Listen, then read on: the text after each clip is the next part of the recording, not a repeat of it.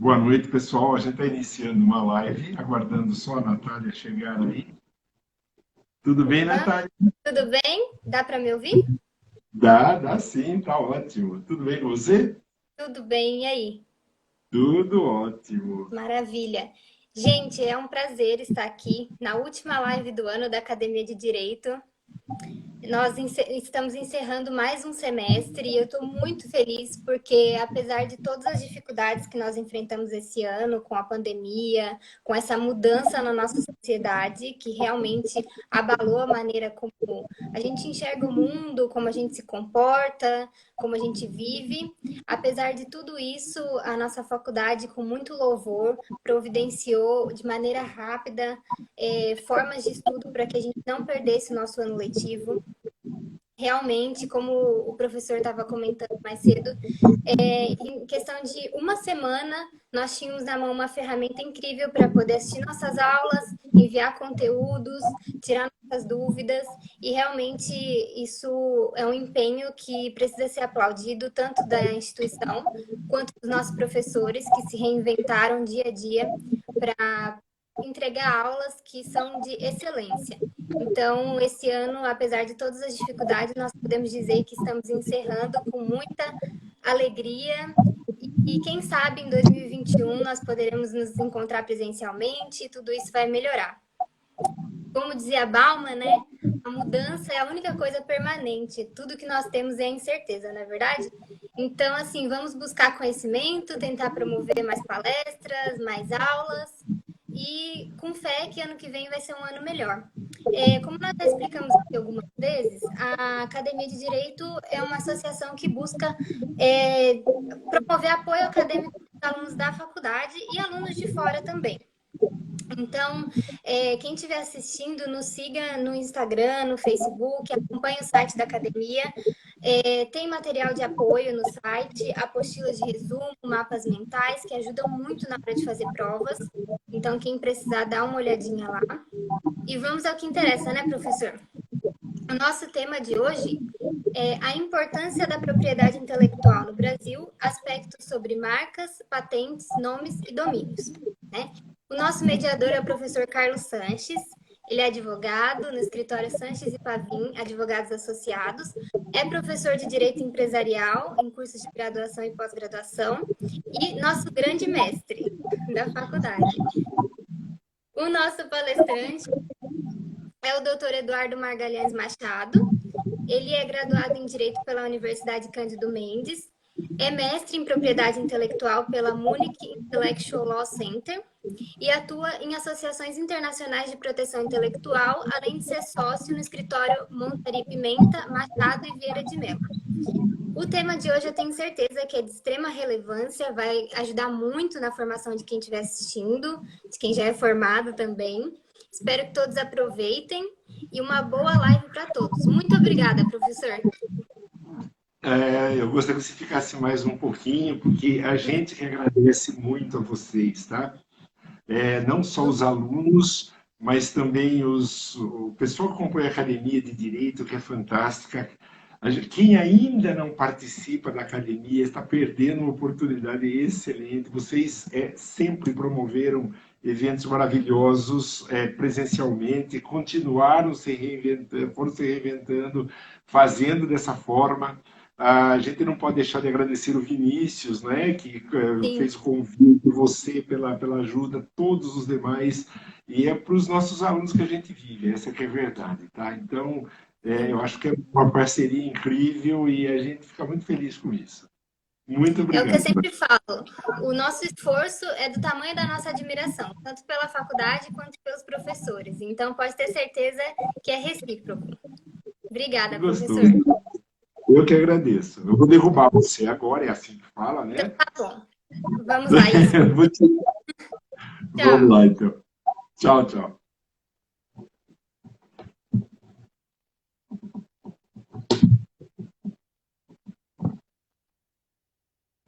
A gente está fazendo o convite agora para o nosso palestrante, o doutor Eduardo.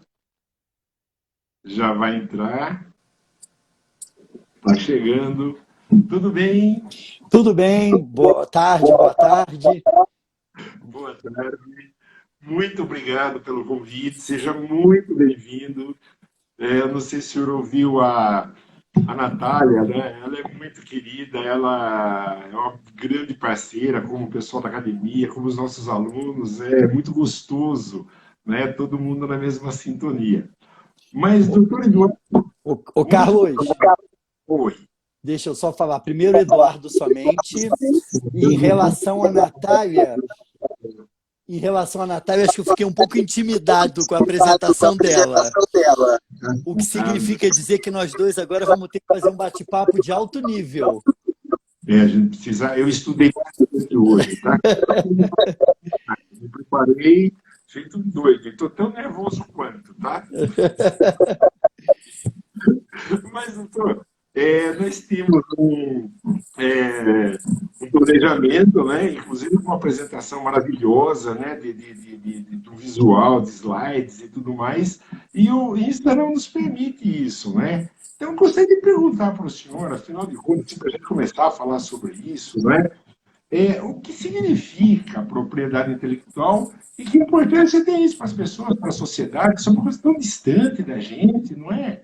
É uma coisa assim que parece que não tem nenhuma importância na vida das pessoas e da economia. Ou eu estou enganado? Carlos, deixa eu falar para você. Existe uma definição clássica, uma definição legal, que a propriedade intelectual é o ramo do direito que protege todas as leis ligadas à área de propriedade intelectual. Ela garante aos inventores e aos criadores de sinais distintivos exclusividade e o direito de explorar.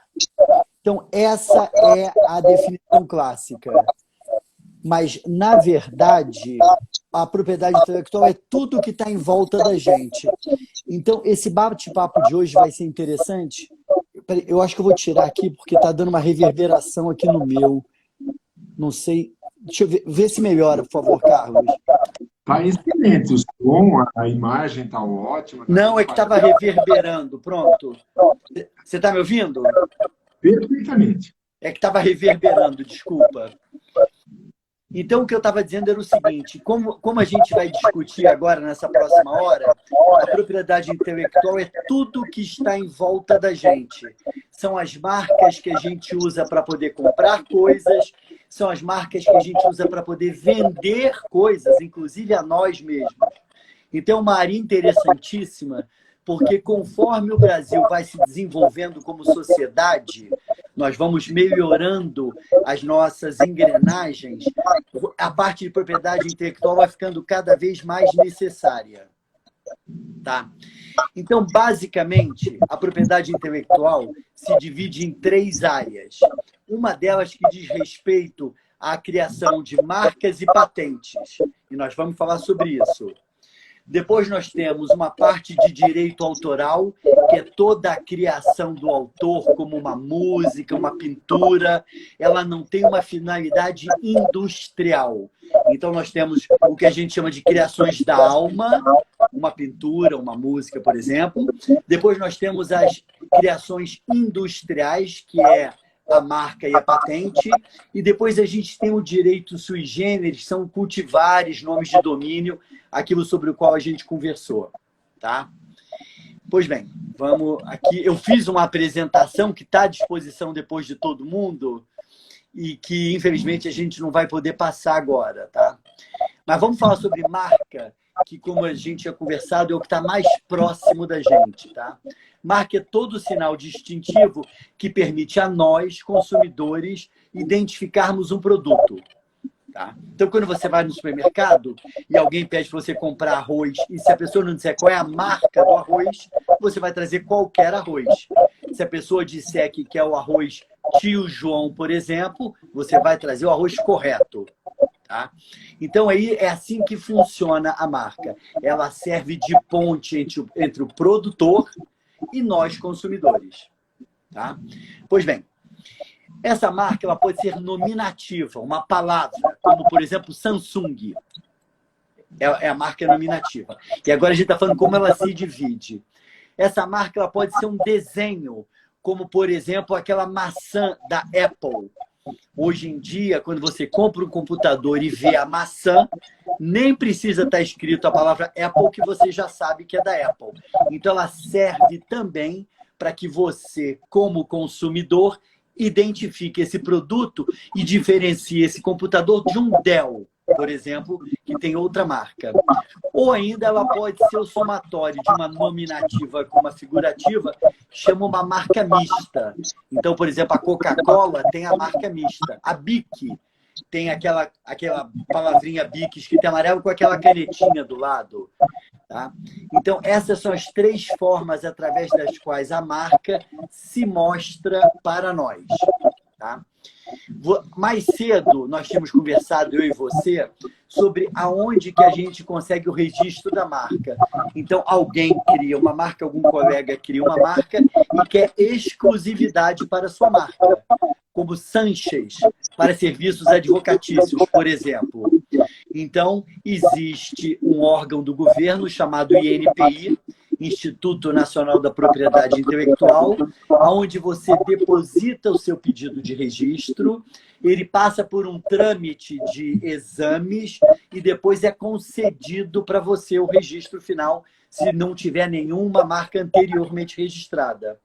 De posse desse documento, você passa a ser o titular do registro da marca Sanchez Advocacia, por exemplo, para escritórios de advocacia. Então, empresas como a Samsung, a Apple, a Whirlpool, todas fazem isso. Elas depositam pedido de registro e depois usam os seus produtos. É fácil da gente falar sobre isso, a beça, Carlos, na indústria automobilística, porque cada ano eles estão lançando carros novos. A Volkswagen, Touareg, Tiguan, Tivus, tudo isso é registrado no INPI justamente para evitar que outra indústria de automóvel lance um carro parecido. Tá? Então, basicamente, a marca é a forma como nós nos relacionamos com os produtos ou os serviços. É como se fosse o nome. Né? Se eu disser que eu preciso de um bom advogado, a pessoa pode escolher qualquer um. Se eu disser que eu preciso de um bom advogado do escritório Sanchez, ele já sabe aonde que ele vai procurar. Tá?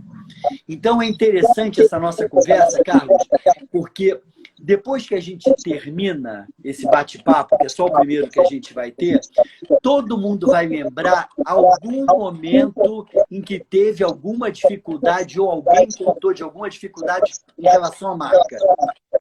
Tá? E aí a gente pode voltar a conversar sobre isso depois. Mas é muito interessante. O que está acontecendo hoje em dia? Desculpa, eu já vou passar para você, só para a gente terminar essa parte marca e entrar na pirataria. O que está acontecendo hoje, Carlos? Um fenômeno muito interessante. O Brasil, antigamente, exportava muita commodity, que é um produto que vai ensacado sem marca nenhuma. E ela não traz benefício para nós. Ninguém sabe, ao comprar um arroz nos Estados Unidos, que aquele arroz veio de Goiás, por exemplo. Você compra ele ensacado lá e pronto, final. Ultimamente, o Brasil vem se desenvolvendo como país e nós estamos exportando os mais manufaturados. Então, a gente tem, por exemplo, as sandálias havaianas, que você compra no exterior com a marca Havaiana, chocolates, café, uma porção de coisa. Então, hoje nós estamos vivendo um momento em que nós, brasileiros, estamos registrando marcas no exterior para proteger os nossos produtos. né? Eu trabalho, por exemplo, nosso escritório trabalha para Randon. Randon, que faz aqueles implementos agrícolas. É impressionante a quantidade de registros que a Randon tem em países da África e da Ásia. Ela vende muitos produtos, ela exporta muitos implementos agrícolas para esses países. Então, ela tem que ter o seu registro lá fora. Tá? Perfeito. Pegando seu gancho, uma situação que é muito interessante, embora fuja um pouquinho da marca aqui, mas é só um comentário rápido. Você mencionou as Havaianas, por exemplo, né? E que tem uma coisa muito parecida com o próprio INPI. Então, por exemplo, uma pessoa que está me vendo agora e fala assim, não, eu quero registrar uma marca, deixa eu dar uma olhadinha na internet e digita lá inpi.com.br. É sensacional, né? Se alguém, ou assim, muito oportunista, criou o domínio, a gente está aqui no sabe, inpi.com.br, para induzir um erro as pessoas que querem acessar o site do INPI. O INPI é .gov.br. Então, agora, depois de uma batalha judicial enorme, tem um aviso que quem quiser entrar no site do INPI, clique aqui, você vai para o gov.br. Se você quiser entrar em qualquer coisa, não tem nada a ver com o INPI, aí continue. Não é mais ou menos isso? Exatamente.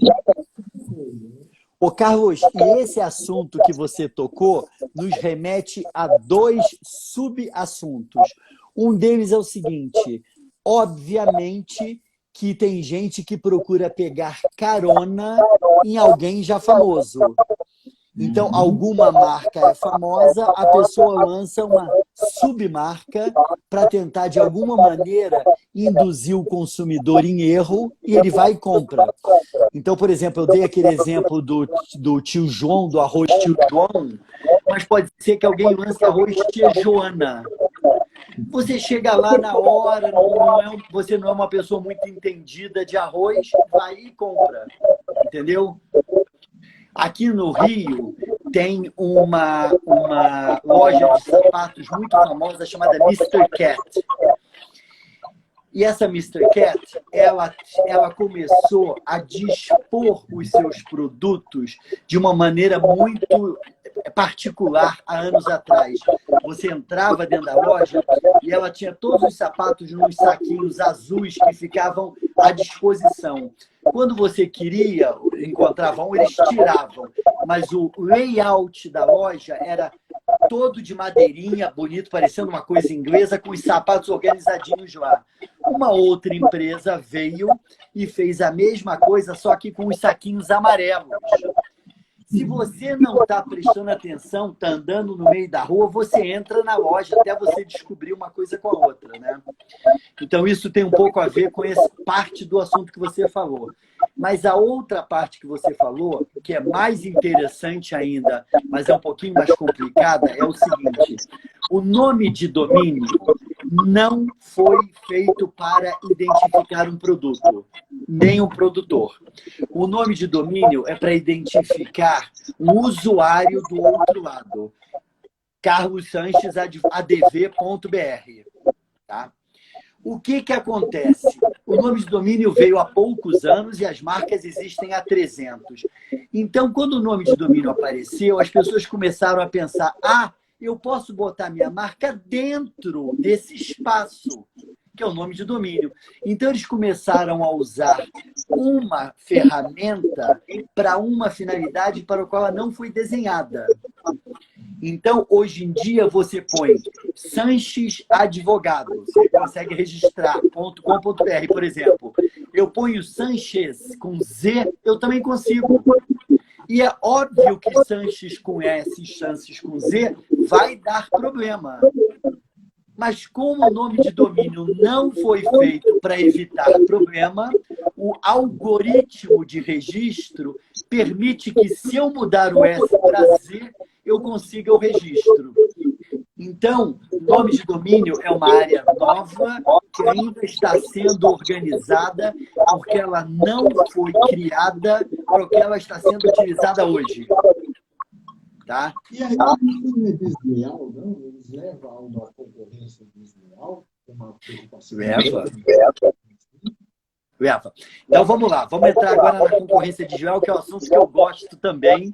A gente está falando com advogados.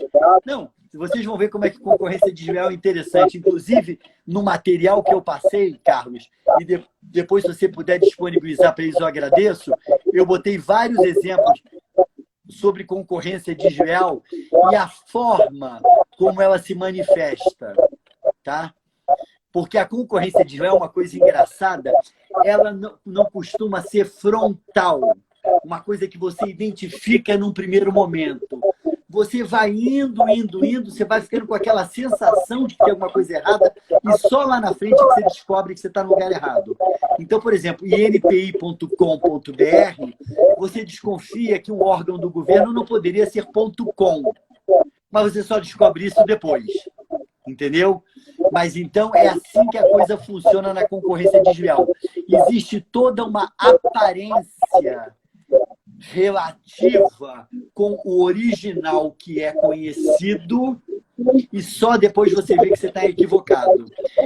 Frequentemente, eu falo com as pessoas a respeito de uma camisa, que eu não sei se você já viu, mas é muito famosa, uma camisa tipo Hering, em que está escrito cachaça aqui na frente. Só que a pessoa escreveu com a mesma letra da Coca-Cola, aquela letrinha da Coca-Cola. Você lê, Carlos, umas 3, 4 vezes Coca-Cola até que você leia cachaça. O seu cérebro já está tão acostumado a ver aquela letra arredondada da Coca-Cola e saber que aquilo é uma Coca-Cola que você se engana, né? Exato. Então, esse tipo de coisa acontece. Eu confesso, eu demorei para confessar isso para os meus alunos, mas isso é o que leva ao homem comum. A gente fica um pouco mais atento com isso. Uma vez eu comprei um par de chinelos, marca Haider, não é? E era horrível. Eu falei, não é possível, o chinelo da Haider tem boa qualidade.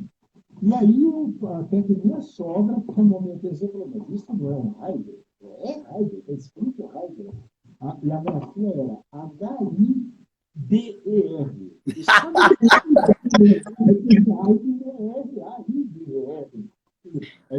Isso para confessar isso para os alunos da aula de propriedade intelectual, sabe? Foi difícil. Carlos, não tem limite para inventividade, não tem limite. E para você ter uma ideia, quanto mais famoso, mais você vai sofrer. Porque todo mundo quer pegar uma carona, né? Mas o que acontece? Então, você acabou de tocar no assunto importante, que é o seguinte: o direito da propriedade intelectual existe justamente para proteger quem criou isso, impedindo que terceiros tirem vantagem daquela originalidade do meu sinal distintivo. Entendeu? Pois bem, aí você vai perguntar, mas e o que isso é importante? É o seguinte, quanto mais a nossa sociedade vai se desenvolvendo, e não existe dúvida de que hoje, o Brasil de hoje, é muito diferente do Brasil de 10 anos atrás, inclusive como a Natália falou, o Brasil de hoje é diferente do ano passado, né? Então, essas necessidades de concorrer, elas vão aumentando. Então, precisa ser mantida uma regra concorrencial justa para todo mundo. E essa regra passa necessariamente pela não invasão do meu território que eu protegi no INPI. Entendeu? Então, essa que eu acho que é o X da questão para os alunos da academia, é começar a notar como, quanto mais desenvolvida a nossa sociedade está crescendo, está amadurecendo, maior vai ser a quantidade de conflitos. Né? Por isso que é uma área que ela é muito, muito interessante. Vou dar um exemplo para você, só para você ver onde é que a gente vai chegar. Há anos atrás, uma rede de fast food americana chamada Howard Johnson começou a pintar o telhado dos seus restaurantes de laranja. Eu estou falando uma coisa que tem pelo menos 30 anos. Qual era a ideia deles? Você está dirigindo um carro pela estrada, você vê lá longe um telhado laranja, você fala, ah, lá tem hambúrguer, lá tem Coca-Cola, vou parar para comer. Então a Howard Johnson falou o seguinte, para eu me comunicar com o meu cliente, eu não posso esperar ele chegar em mim, porque ele vai estar de carro e vai ter passado. Eu preciso avisar com antecedência para ele que ele vai chegar em mim. Logo, os meus telhados são laranja. O que o concorrente fez? Começou a pintar os telhados de laranja também. Né? E aí começou a confusão toda, né? E aí eles começaram a dar mais um passo para frente na vida e descobrir a necessidade de proteger cores também. Então, eu comentei com vocês sobre a proteção... Um minuto. Eu comentei com vocês sobre a proteção às palavras, como Samsung, por exemplo. Comentei com vocês sobre a proteção aos desenhos, como a maçã da Apple. E falei com vocês dos dois como a marca Bic. Só que agora a gente já evoluiu e está falando sobre a proteção da cor. Então, hoje em dia, por exemplo, toda vez que você vê a cor laranja ligada a banco, você presume ser o Itaú. Porque há anos o Itaú vem vendendo todos os seus serviços na cor laranja. Entendeu? Então, o que está acontecendo? A nossa sociedade, nós brasileiros, estamos ficando mais inteirados em relação ao mundo e estamos começando a descobrir outras formas de proteger. Né? E por isso que eu acho interessante a gente conversar isso com os alunos. Quer dizer, é a geração que está vindo aí, né? Que é um campo fantástico de trabalho, né? E praticamente inexplorado, né? Então, as pessoas, a gente costuma dizer que o direito tem muitas vertentes, né? O direito empresarial é uma das áreas do direito, a propriedade intelectual é uma sub-área, eu posso, só para efeito de estudo, né? Que eu estou dizendo isso. E ainda dentro do direito, você pode ir para a propriedade industrial, a propriedade intelectual, ou para os cultivares, por exemplo, né? E vai trabalhar com isso, né? Ou na defesa de marca, exclusivamente nos registros. Então, é um campo fantástico de trabalho. Mas a grande preocupação, nós temos alguns empresários que nos assistem, né? Como é que faz para registrar a marca? Quanto custa isso? Deve ser uma fortuna, né? Deve ser caríssimo para Carlos, eu vou falar sobre esse ponto, mas antes eu quero uma palavrinha para os nossos alunos do direito, tá? Inclusive, a minha filha outro dia mencionou que quer fazer faculdade de direito, para meu desespero. A princípio, um advogado por cada lar já é mais que o suficiente, né? Mas bom. Na minha casa, a minha esposa é advogada, é minha sócia, é professora da Exante e coordenadora do curso, ou seja, é minha chefe. Lá no escritório, em casa. Caramba. E a minha filha, a gente pergunta para a minha filha, você vai fazer direito? Ela fala, Deus me livre, já tem advogado demais na família. Eu vou ter que botar a sua filha em contato com a minha filha, para ver se ela convence.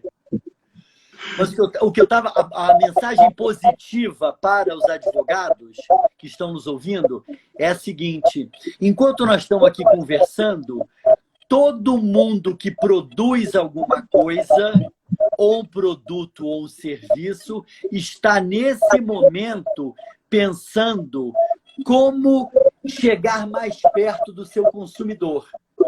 E isso é uma nova área que eles vão ter que passar para nós. Então, você vê, por exemplo, sabe o que hoje em dia está muito na moda? A marca sonora. Por exemplo, a Globo tem aquele plim-plim. Então, você está entrando numa propaganda, por exemplo, você sai para buscar uma Coca-Cola, alguma coisa, daqui a pouco você ouve plim, plim, você já volta porque vai começar o programa de novo. Entendeu? Então, estão começando. E alguns outros países já estão evoluindo para a marca olfativa. Uhum. Então, você entra numa loja Chanel, por exemplo, em qualquer lugar do mundo, ela tem basicamente o cheiro Chanel. Estou dando um exemplo. Então, se você entrar numa outra loja e sentir o mesmo cheiro, é possível que você esteja sendo remetido a uma loja Chanel sem estar dentro dela. Tá? Eles não param de pensar. Eles não param de pensar. É impressionante. E aí o advogado chega, o empresário, é o grande desafio que a gente enfrenta todos os dias, não é? E o empresário chega com uma ideia maravilhosa e fala assim, eu quero fazer isso, execute. E aí que é a maravilha do direito empresarial especialmente, porque a gente tem que fazer a proteção daquela pessoa, dos que nos procuram antes, porque depois resolver é mais complicado, né? Para a gente botar, vamos proteger essa coisa, vamos fazer, né? Ô, Carlos, você sabe que a verdade é a seguinte, né? E que tomara que só tenha advogado nos ouvindo, porque se não tiver algum outro profissional, eu peço desculpas. Mas a gente gosta de proteger todo esse tipo de coisa, a gente gosta de fazer. Mas o que a gente gosta mesmo é de ir no tribunal e brigar pelo direito do cliente. Né? Juridicamente falando, a gente gosta da treta, né? Da briga. Exatamente. Não, porque o outro procura tirar proveito do seu cliente e é você quem tem que resolver isso, né? Então eu gosto muito dessa parte de discussão judicial. A gente procura prevenir bastante, mas que a gente gosta da briga, gosta. E é uma delícia ganhar, né? É uma delícia. E, Carlos, e quando a gente perde, a culpa é sempre do juiz, né? Sim, claro. Ou estagiário. Não, eu sempre acho que o juiz não está preparado. Não, nunca. Mas deixa eu te contar. Então, respondendo aquela sua pergunta anterior, nós temos o INPI, Instituto Nacional da Propriedade Intelectual. É lá que você leva a sua marca e a sua patente, que a gente vai falar ainda, para você obter o registro, que é o certificado de propriedade. Você passa a ser o titular daquele direito. E, uma vez titular, você pode obrigar outros a parar de usar ou pode cobrar pelo uso também. Muita gente licencia o seu direito e cobra. A franquia, por exemplo, Carlos, e esse é um outro ramo que a gente mexe muito. Uma pessoa tem a marca, como Burger King, por exemplo, mas ele não é dono de todos os restaurantes. Então, alguém em Sorocaba tem uma loja, pega uma franquia e explora a marca Burger King. Tá? Então, no INPI, você faz esse registro. Hoje em dia, Carlos, um registro deve estar demorando 18 meses da data que você dá entrada à data que você obtém o registro final. Tá? Se não acontecer nada, 18 meses.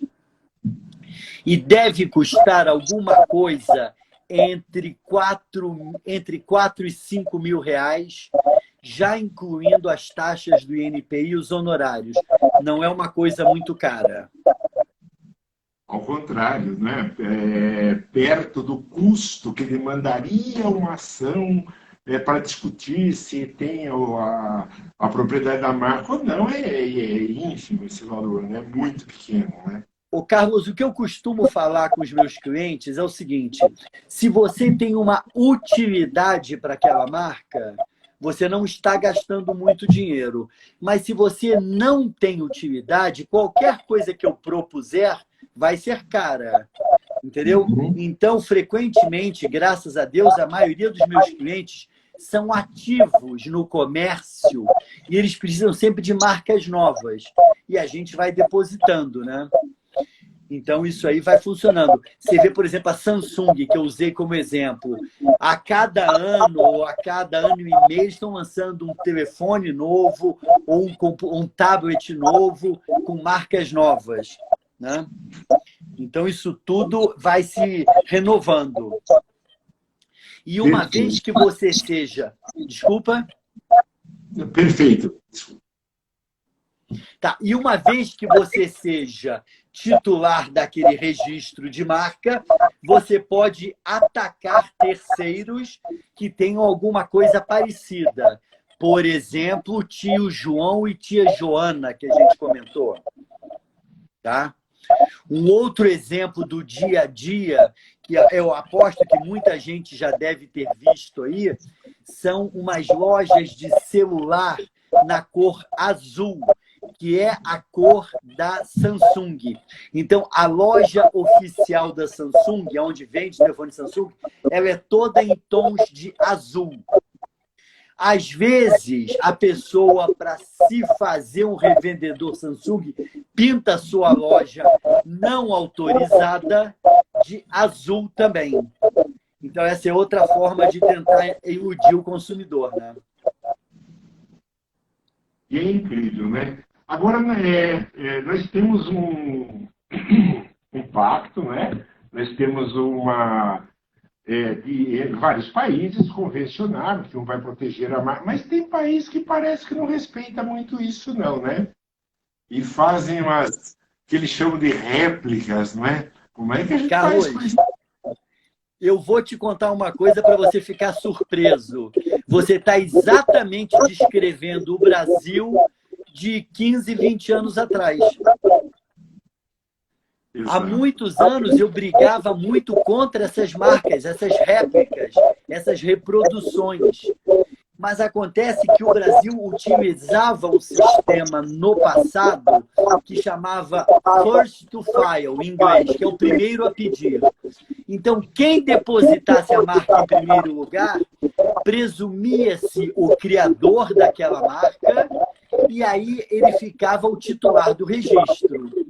Então, frequentemente, alguém lançava um produto no exterior, por exemplo, e, 1, 2 dias depois, alguém depositava a marca no Brasil. Tá? Pois bem, o que acontece? O Brasil evoluiu naquela escala de desenvolvimento sobre a qual nós falamos. Hoje, a gente é um país que exporta a marca. E como a gente quer ser respeitado no exterior, a gente está respeitando no nosso país também. Então, é tudo uma questão de evolução. Esses países que você se referiu que hoje não respeitam, é possível que no futuro eles venham a se inserir na comunidade econômica mundial e também parem de copiar e reproduzir marcas. É tudo uma questão de evolução. Exato. Nós tivemos um caso que essa marca eu prefiro não mencionar, até porque eu prefiro não ser processado por qualquer pessoa, mas nós tivemos a chegada no Brasil com a abertura econômica de uma indústria de eletrônicos, eram televisores, rádios e aquelas coisas todas, e quando eles chegaram aqui, montaram a fábrica, então, quando eles foram depositar a marca, alguém já tinha feito o registro da marca, eles acabaram negociando e ele ficou com 5% das ações dessa grande empresa no Brasil, que foi uma coisa fantástica, né? Está totalmente imoral, mas na época era como se fazia realmente, né? Era o primeiro que registrar. E hoje a gente tem essa coisa, né? Do respeito à marca lá de fora. Então eu vou para a Europa, por exemplo, eu vejo lá uma marca legal, venho aqui correndo, registro, posso até registrar, mas quando chegarem aqui, óbvio, você não pode usar não, né? Que é deles. Isso eu acho que é uma maturidade muito grande, né? Uma evolução muito grande que a gente tem no Brasil. Ô Carlos, e isso a gente precisa reconhecer como sendo uma vitória nossa, brasileiro.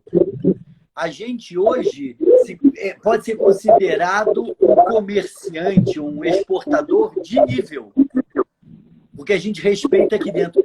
E para você ter uma noção de aonde vai essa proteção, você pode, mesmo no INPI, não tendo depositado o seu pedido em primeiro lugar, você pode apresentar uma oposição contra o espertinho que depositou antes e conseguir o indeferimento do pedido dele.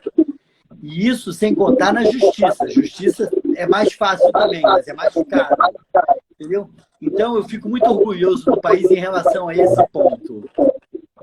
Eu acho uma evolução fantástica, né? Você demonstra o uso, demonstra que já tinha, que aquilo é fundamental para você, eles desconsideram aquilo que é formal, em nome do que é correto, do que é justo, do que é moral, né? Fantástico. Exatamente. Isso é uma grande evolução que a gente teve. E as pessoas ainda não têm essa percepção, muitas pessoas, infelizmente, né? Mas, Carlos, isso aí tem um pouco a ver com essa área que vocês trabalham de educação. Você mesmo está ciente de que os frutos de tudo isso que vocês estão plantando só vai germinar daqui a 10, 20, 30 anos. Começa devagar, um contamina o outro. Quer dizer, a educação só vai estar realmente na cabeça de todo mundo daqui a uns 30 anos. Então, é assim que a coisa funciona. A gente vai aos pouquinhos e vai subindo na escala. E a gente está indo bem. A gente está indo bastante bem. Aliás, eu tenho um episódio interessante para contar, Carlos. Um colega do Rio Grande do Sul conseguiu o registro da marca Heller para cerveja.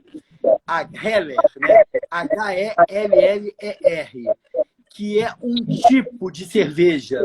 Só que o INPI não sabia e concedeu para ele. De posse desse registro obtido de má fé, que você não pode induzir o INPI em erro e dizer que você criou uma marca que, na verdade, é um tipo de cerveja, né? O INPI concedeu. E ele começou a notificar os fabricantes de cerveja. Os fabricantes foram para a justiça e destituíram o registro dele. Ele passou a não ter direito a mais nada em relação a esse tipo de coisa, né?